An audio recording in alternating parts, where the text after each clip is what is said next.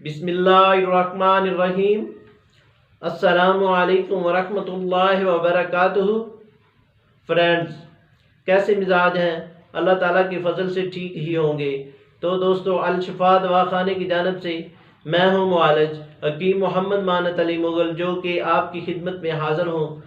जैसा कि आपने पहले भी हमारी वीडियो को पसंद किया और अब हम नई वीडियो के साथ और नए नुस्खे के साथ हाज़िर खिदमत हैं। तो दोस्तों, जिन दोस्तों ने हमारे चैनल को अभी तक सब्सक्राइब नहीं किया, वो हमारे चैनल को सब्सक्राइब करें और साथ बेल का बटन दबा दें, क्योंकि हमारी नई आने वाली वीडियो आप तक पहुंच सके।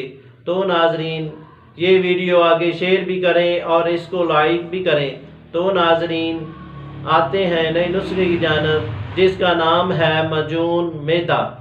ये मजून मैदा हमारे दवाखाने का ख़ास नुस्खा है और अरसा 20 साल से हम ये तैयार कर रहे हैं और ये नुस्खा हमारा ख़ानदानी नुस्खा है। तो वो औरतें और वो मर्द हज़रात जो दायमी कब्ज़ के मर्ज में मुब्तला हैं और मैदे की वजह से बहुत ही परेशान हैं, जिनको मैदे की गैस बनती हो और जिनको मैदे की गैस की वजह से सर में दर्द रहता हो और मैदे की गैस की वजह से पट्ठों का खिंचाव हो, उनके लिए मजून मैदा बेहद मुफीद है। और मैदे के तमाम जुमला अमराज के लिए ये मजून मैदा अक्सीर का दर्जा रखती है और दायमी कब्ज़ के लिए तो बेहद मुफीद है। तो नाजरीन, आते हैं नुस्खे की जानब। इसमें क्या क्या अज्जा हैं?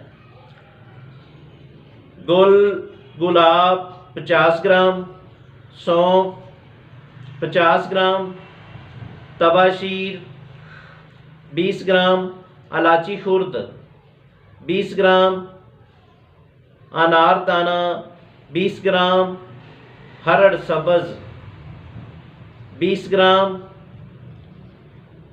और अजवैन देसी 30 ग्राम। सब अज्जा को कूट छान कर शहद मिलाकर मजून तैयार कर लें। तरकीब इस्तेमाल: रोज़ाना 1 टीस्पून नीम गर्म दूध के साथ रात को सोते वक्त इस्तेमाल करें। ये मजून तैयार करें और फ़ायदा उठाएं। अगर ये मजून ना बना सकें तो हमसे रब्ता करें, हम आपको TCS और पार्सल के ज़रिए भेज देंगे। शुक्रिया, वस्सलाम।